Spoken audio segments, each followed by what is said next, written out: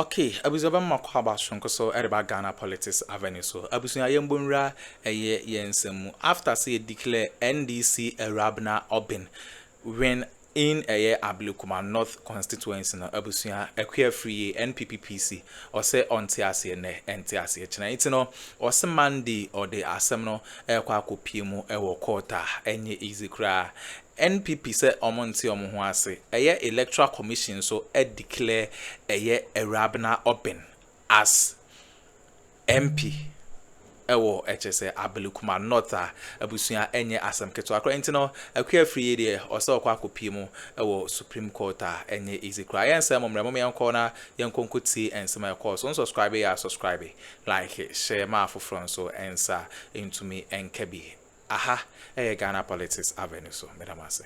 Tell us about your own experience there and how do you react to these claims that are emerging online? Well, so first of all, good evening to my colleagues who have been here, I guess, for a very long time now. For me, Haruna has been waiting for you. Yeah, I mean, he's been campaigning on TV. we went into this election with a commitment in solidarity with the people. We have always believed that campaigns should be issue-based. And the issues are that Ablekuma North has deficits of development. The MPP have held that seat for quite over 28 years. In recent times, 8 years ago, they've been in power. The place is impoverished, deprived of development. Yet again, the candidate they have presented have been an MP before. They've been in government, they've exited government. What would they add to the lives of the people? And so we think that it was going to be a reasonable thing for them to align with the current government so that the MP will be a member of parliament with the government in order to solicit development to the area. So that issue was simple. The MPP style has been that let us mitigate our shame because they knew they were going to lose this election. Let us mitigate it by dividing our front. Let's say that we are not contesting the election, but in the night, we should be campaigning. So they come and sit on TV, like my brother is doing here. Yes, they are not part of the election, but on the ground, they are campaigning. But so, he says he wasn't there. Neither was the general secretary. Why is he a commentator and reviewer of the election you didn't partake? What they did, I was on the ground throughout. What they did was to reduce Ablekuma North to a presidential campaign ground. Bawumia have been there.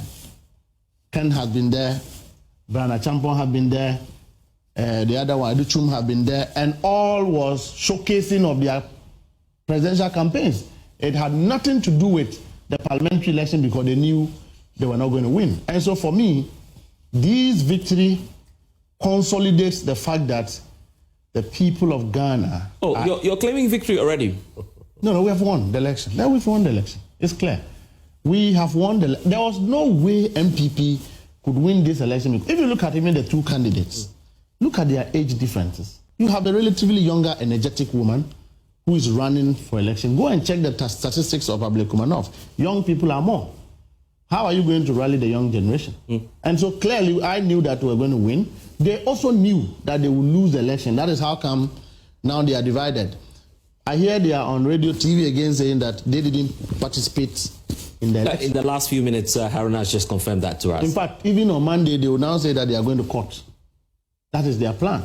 But you see, the very sad thing I have just heard this evening was for them to lay a claim, sit in their offices in Accra, for a minority group of parliamentarians who are intellectuals, who I believe that take cognizance of reasoning into whatever they do, will sit in whatever they sat, because I never saw any member of parliament in Ablekuma North to say that I, Mustafa Bande, was the one fomenting violence. It's quite unfortunate, and I can say on authority that it's unfounded, it's malicious. I will sue them. I will sue them. Oh, you feel hurt? I'm not hurt. We can't allow people who are supposed to be intellectuals to reduce themselves to this level of thinking. You are not there. Tell us about I'm interested in your personal experience. How can we have a group of intellectuals who now believe in gossip, conjecture, and hearsay? So tell us your side of the story. What did you witness? What was your experience there? I have finished. We have finished setting up the election very early in the morning. So early hours around 10, 11, we moved into monitoring. But I have met Honorable Howard Kumsin at the said polling station. Look, we spoke. Your media, your cameras were there. We did an interview together, teasing ourselves, and I left to another polling station where I met my colleague Sami Auku, Miracle Abwaji, and some 2 other people were there. We spoke and were laughing. We also granted interviews there together. Your people carried that interview. So when I left that scene, I was headed to another place when I got a call that there was an attack on Honorable Howard Kumsin. Immediately, what I did was to rush to the place. By the time I got there, she was moved to Kaneshi police station. So I followed up. I followed up to check what has happened. I don't know who attacked her, but I met her, we spoke, we ensured that she was moved to the hospital. I was in touch with the MPP leadership, the division of the MPP that were present, led by Samia Oku himself. And then the second one, which involved their deputy organizer. You know the main road, that polling station where these things happen. There were a lot of disagreements there. So I got there to try and calm the tension. In fact, Samia Oku and Co had just left that place. So the deputy national organizer came. I didn't even know him. So he walked to me and I said, Chief, you know, you guys should calm down. Let us be friendly and finish this thing and move on. But then I moved into the yard. By the time I realized they were fighting outside. When I came out, I met a young lady, supposedly was working with him. So I asked what happened. And he says, oh, your brother have just been attacked. And I called him. I personally took his number and called him twice to check how he was doing in good faith. And so for anybody to sit in Accra, in their headquarters, in their offices in Parliament, disingenuously ascribe to the fact that I fomented violence when I have not spoken. I will wait for Honorable Howard Kumsin to speak on this matter. I have heard the deputy organizer say that he was talking to me and I beckoned my guys to attack him. Please, they can't associate these things with me. Perhaps what's fueling this perception is the fact that till now we haven't seen an official statement from the National Democratic Congress. We are distancing yourself or condemning the. We are not going to condemn what? Condemn what? Condemn what? What are we going to condemn? The videos we've just finished an election 10 minutes or 20 minutes ago, right? All these are incidents that occurred during the election process. I have heard my boss condemn these acts, even though we don't know who are the persons behind. At this point, we had to review to identify who and who were behind this violence. And so how did you know that it was perpetuated by NDC supporters? Yeah, whatever the case, they are Ghanaians. When the MPP is divided into 6 camps. I get that. Whatever the case, there was violence. As a political party, you would want to condemn that. The General Secretary of the party have spoken to the matter. In fact, immediately after the incidents happened, rapidly the Minister for Defense, Dr. Bawumia, and the Minister of Interior were there. It was followed up by the IGP himself to beef up security and all of that. So why are they asking us? And speaking about ministers, have you seen the retort from Sam George, communications minister, to the vice president? The vice president is former vice president is also condemning the attacks, the violence, and Sam George doesn't seem to side with the vice president. Nobody sides with the vice president because it's preposterous for him to make that statement. A vice president who never condemned Ayawaso West Wagon, a vice president whose attaché is the national youth organizer of the MPP. One of his main campaigners is the national youth organizer of the MPP. He's an ally. Go and check what Mustafa said. That they will prepare themselves and die for the ballot. A national youth organizer make these kind of statements. And Bawumia sit down and condemn what? You don't think Sam George should apologize to Ghanaians on that? Apologize to who? He didn't say it to Ghanaians. He said it to Dr. Mahmoud Bawumia. How is that offensive to Ghanaians? How is that supposed to be offensive to Ghanaians? Have Ghanaians complained to you? Dr. Santi, are you complaining? About the violence? Sam George And I ended my conversation with him on a post made by the communications minister concerning an incident that occurred in 2019. And the deputy director is saying that, well, the MPP, has no moral right to talk about electoral violence because they started it somewhere 2019. What do you make of the comments coming from the NDC? Well, electoral violence in this country has probably dates back to the 1940s.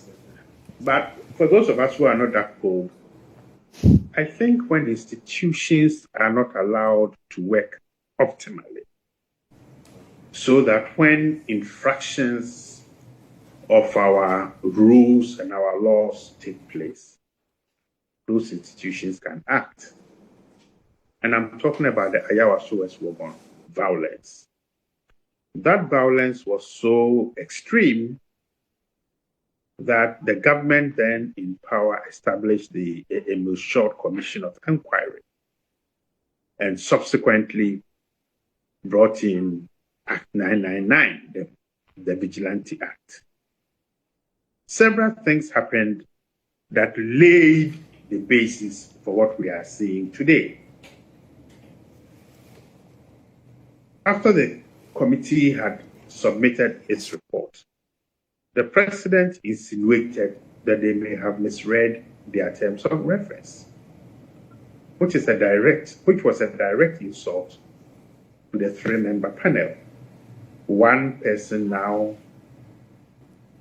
a Supreme Court judge, Kwesi Champong, a retired IGP, and Mr. Emil Short, the former commissioner for Shraj.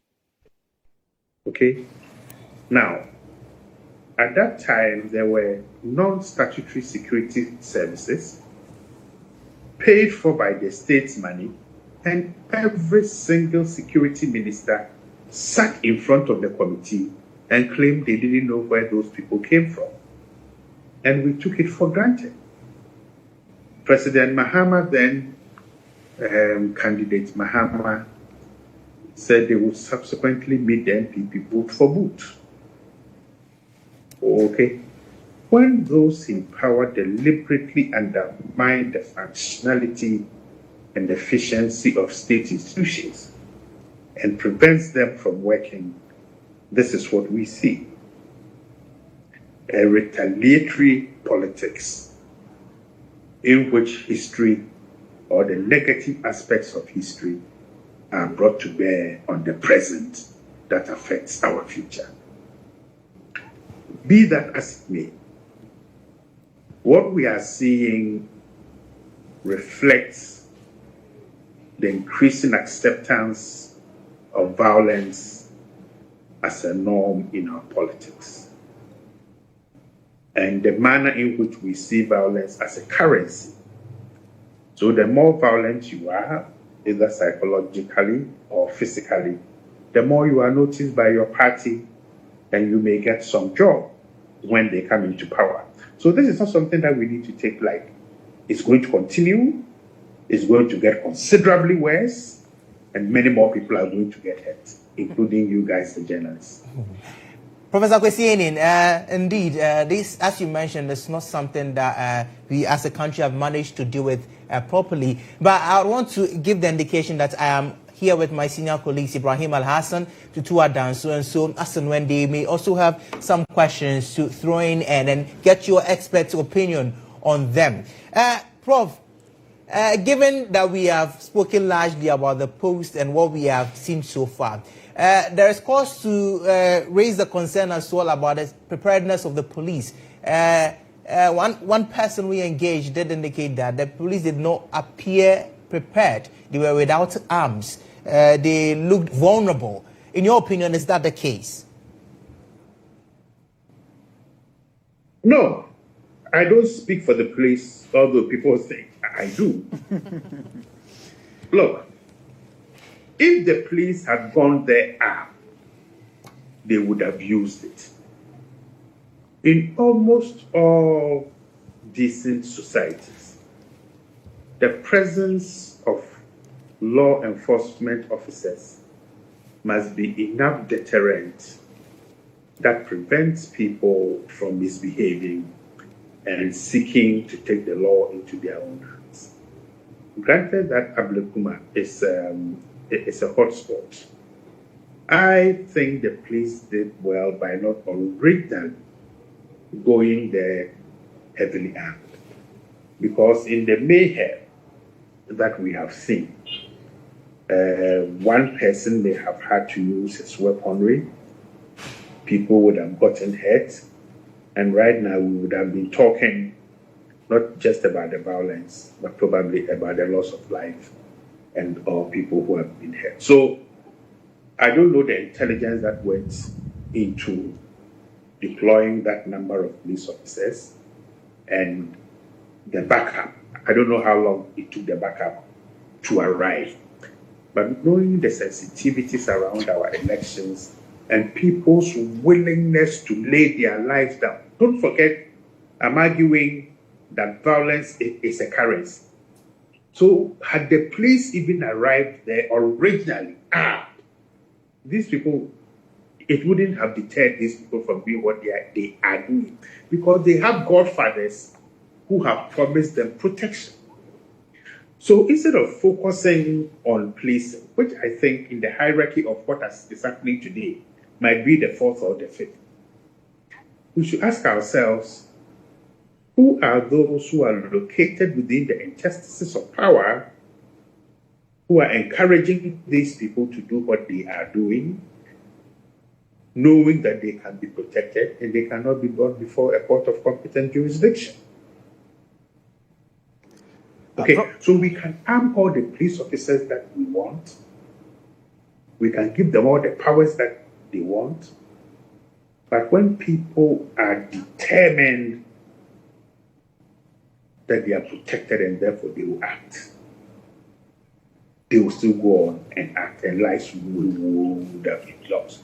So I think in terms of the assessment as to whether the police should be armed or not, I think the police gave the proper call. Well, Prof, you related to the Emil Short committee report. You played an active role in that commission's work. Now, the president then issued a white paper. As we speak, the member of parliament who was assaulted physically by a man in uniform is unhappy, and today he has related to that incident to say that there could be repercussions, and that could be what we are witnessing. Is that the end, or there's something that can be done, given the fact that names were mentioned in this report and sanctions recommendations made, Prof? Well, I mean, the president himself rubbished the report. So the white paper did not deal with the substance of the report. You know, the white paper was very tangential to what the report or the committee had recommended. Yeah. That's number one. I mean, the way George was beaten, I'm actually shocked that he didn't have some tinnitus or some ear problem. But look, it's going to get so violent with respect to our elections, because both parties have decided that the electorate itself does not matter. What matters is that they will need to win power by any means necessary. So we can set up 100 committees of inquiry, but the parties don't believe in the recommendations. They will not be implemented. You know, so what is happening, what will happen after today is that those who feel that they've been victimized will start preparing for the next by-election. They will go there better prepared, better armed, more intelligence, and we will see extremely more over. Okay, abuzawene ensema ekoso ewo political highway so eye NPPPC Afriyie na o say akopimo ewo Supreme Court na chese akosiu electoral commission say results no enye eno na eda na kwam no ntino we ne ensema ekoso beda masesa mo jepene kokoti za ensem we erema aha Ghana politics avenue so madam ase